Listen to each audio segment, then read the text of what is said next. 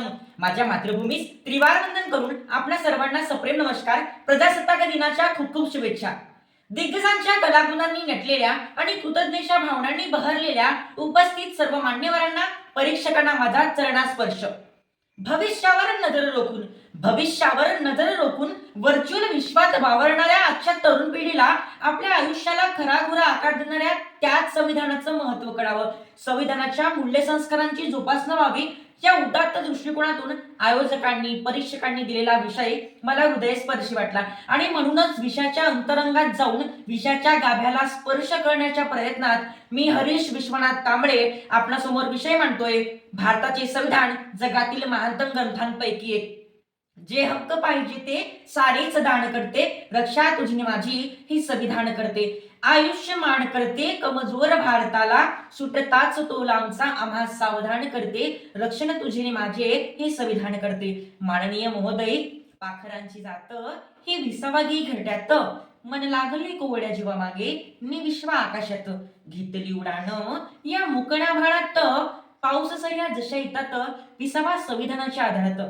त्याच्याशिवाय ज्ञान नाही, जीवन नाही आणि अस्तित्वच नाही असं म्हटलं तर अतिशयोक्ती ठरणार नाही.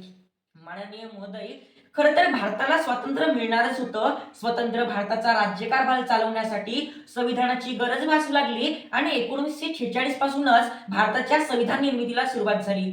खरं तर कायदे किंवा नियम ज्यांच्यावरती देशाचं शासन किंवा प्रशासन यांचा राज्यकारभार चालतो त्याचा स्रोत म्हणजेच भारतीय संविधान. अहो, अंधाराकडून प्रकाशाकडे, अज्ञानाकडून ज्ञानाकडे, अंधश्रद्धेकडून विज्ञानाकडे आणि विषमतेकडून माणुसकीकडे नेण्याचा मार्ग म्हणजेच भारतीय संविधान. अहो, जेव्हा भारतीयांचा श्वास थांबतोय ना तेव्हा त्याला ऑक्सिजन पुरवून जीवनदान देणारी यंत्रणा म्हणजेच भारतीय संविधान.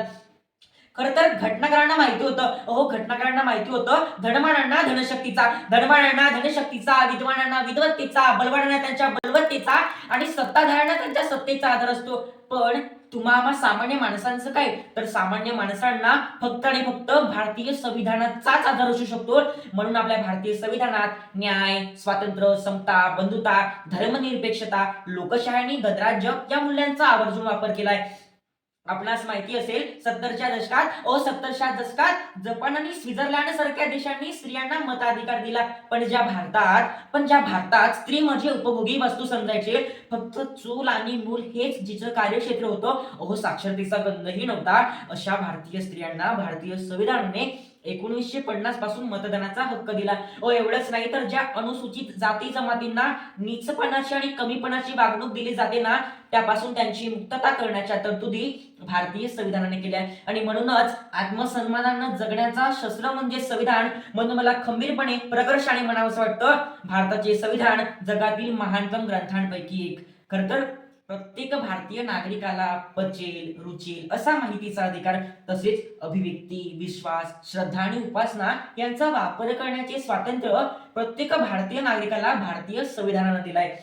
ज्या भारतीय समाज व्यवस्थेचे हजारो वर्षापासून विषमतापूर्वक विभाजन केले होते ना त्याच भारतीय समाजाला संविधानाने समतेच्या पायावर उभं केलंय. त्यामुळे आज प्रत्येक भारतीय नागरिक हा संविधानासमोर समान असतो. आजही भारतात हिंदू, मुस्लिम, सीख, ईसाई आणखी कितीतरी धर्माचे लोक एकात्मतेच्या आणि बंधुत्वाच्या भावनेने गुण्या गोविंदाने राहतात. हे केवळ शक्य झाले तरी एका समृद्ध संविधानामुळे. म्हणून मला मोठ्या गर्वानं म्हणावंसं वाटतं, भारताचे संविधान जगातील महानतम ग्रंथांपैकी एक. धर्म ही प्रत्येक नागरिकांची वैयक्तिक जबाबदारी मानली जाते, परंतु विविधतेने नटलेल्या सर्व भारतीयांना एका सूत्रात बांधायचं असेल तर धर्मनिरपेक्षता हे तत्व अत्यंत महत्वाचं असते आणि याची जाणीव घटनाकारांना होती. आणि म्हणूनच घटनाकारांनी या मूल्याचा समावेश संविधानात केला. कारण भारताचा राज्यकारभार हा कोणत्याही धर्मग्रंथाप्रमाणे चालत नाही, तर तो भारतीय संविधानानुसारच चालत असतो. कुठलाही भेदाभेद न करता प्रत्येक भारतीय नागरिकाला नागरिकत्वाचे सर्व अधिकार देऊन नागरिक म्हणून सर्वांचा दर्जा समान असेल. कुणी कुणाच्या जबड्यातील दात मोजणार नाही आणि कुणी कुणाच्या जबड्यातील दात पाडण्याची हिंमतच करणार नाही, याची हमी मला माझं संविधान देतो. आणि म्हणून प्रत्येकाने आपल्याला लक्षात घेतलं पाहिजे, भारताचे संविधान जगातील महानतम ग्रंथांपैकी.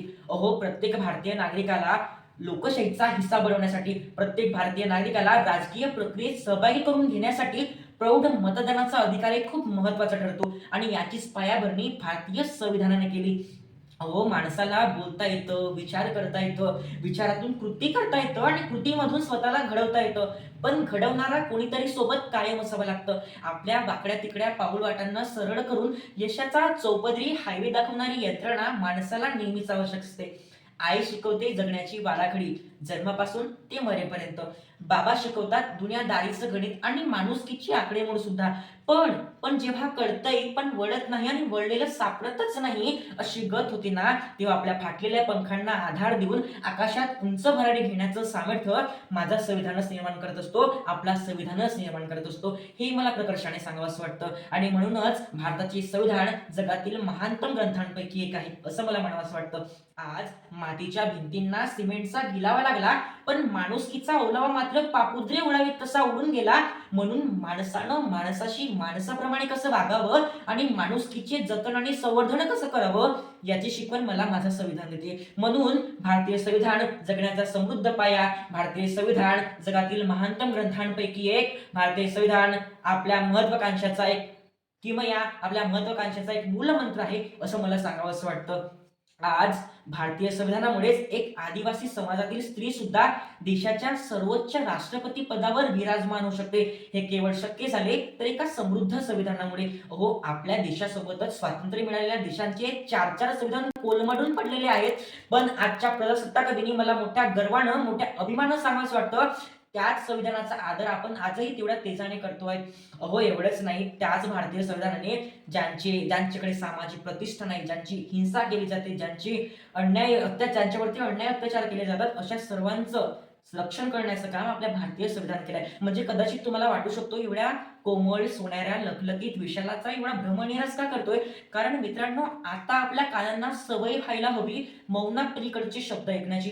कारण माझे हक्क, माझे अधिकार म्हणत अग्रेसर असणारी, पण माझे कर्तव्य, माझ्या प्राथमिक जबाबदारीचा विसर पडणारी तीच संकुचित बुद्धीची माणसं मला आठवतात आणि त्याच संकुचित बुद्धीच्या माणसांचं रक्षण करणारा तो संविधानही मला आठवतो. शेवटी देशाला आकार देणाऱ्या, स्वातंत्र्याला आधार देणाऱ्या आणि या संपूर्ण जगात भारतीयांना महान बनवणाऱ्या संविधानाला शतकोटी प्रणाम. नक्कीच जपूया नात्याची घट्ट विण, ज्यात गुंफले आहेत माणुसकीची आणि नैतिकतेची म्हणे. निश्चितच संविधानाचे हे बहुआयामी व्यक्तिमत्व आणि या व्यक्तिमत्वात आढळणारे नानाविध पैलू जपण्याचा आपण सर्वजण नक्कीच प्रयत्न करूया, असाच माफक आशावाद व्यक्त करतोय आणि रजा घेतोय. जय हिंद, जय संविधान.